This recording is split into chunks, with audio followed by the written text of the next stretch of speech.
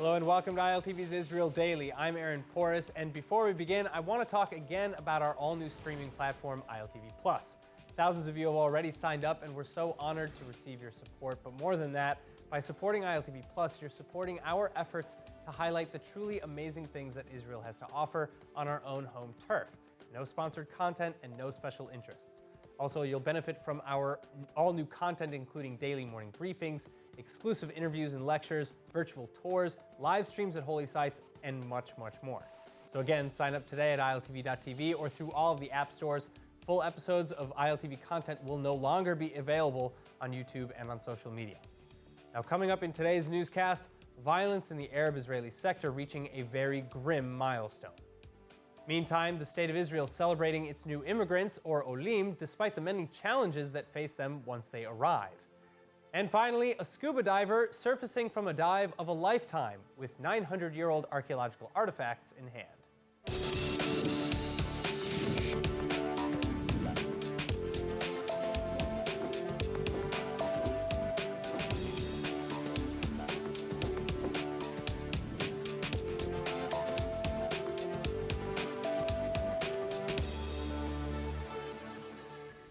Israel marking a grim and unfortunate milestone Monday morning, the 100th homicide in the Israeli Arab sector since the start of 2021.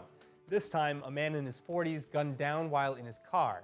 The Arab sector again pleading for anyone to step in and stem the violence. A harrowing car chase in the Arab-Israeli town of Bina Monday morning. Two unidentified assailants gunning down and then confirming their murder of 44-year-old Salim Abdel-Karim Hasarma. Hasarma thereby becoming the 100th victim of homicide in Arab-Israeli communities since January, including 15 Palestinian citizens who were staying in the country. Meantime, Hasarma's brother, Ibrahim, also killed by gun violence in December 2019, and this just the tip of the iceberg. The majority of such attacks in general in Israel occurring within the Israeli Arab sector, and a recent report suggesting that some 80% of murder cases in the Arab communities remaining unsolved. Government officials and regional heads, meantime, blaming the ongoing and growing violence on powerful organized criminal gangs, decades of state neglect, and general lawlessness in Arab areas. And Northern Police Chief Shimon Levi saying, quote, "We're at war." Prime Minister Naftali Bennett and the cabinet then again voting in favor of increasing action to combat the terrible phenomenon on Sunday. The controversial motion, however, which is undergoing debate and is yet to fully pass, granting police the right to search private properties without a court order or warrant. Further, it's not yet clear how effective this measure would even be, as critics point to a lack of proper intelligence. For example, it's believed that hundreds of thousands of illegal guns are held in Israel, primarily in the Arab communities.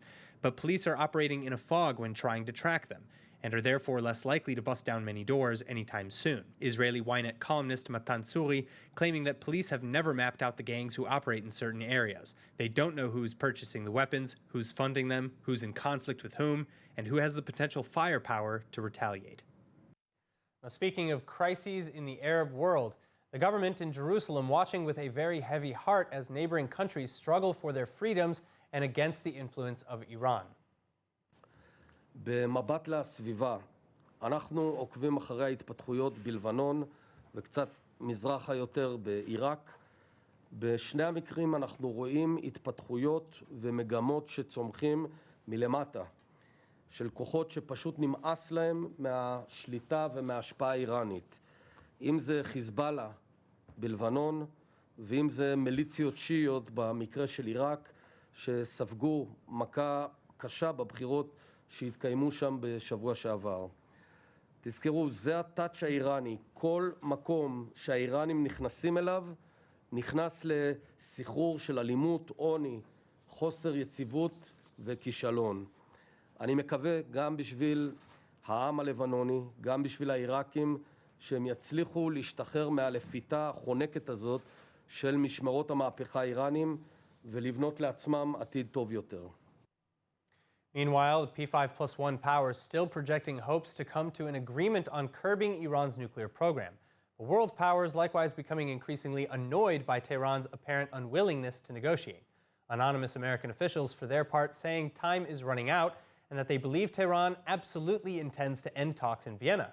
European diplomats similarly saying that Iran not yet ready to return to negotiations. Instead, Iran's new negotiating team under hardliner Ibrahim Raisi calling to discuss the texts that may be presented in Brussels when they meet with EU officials ahead of any chance of returning to the real negotiations in Vienna.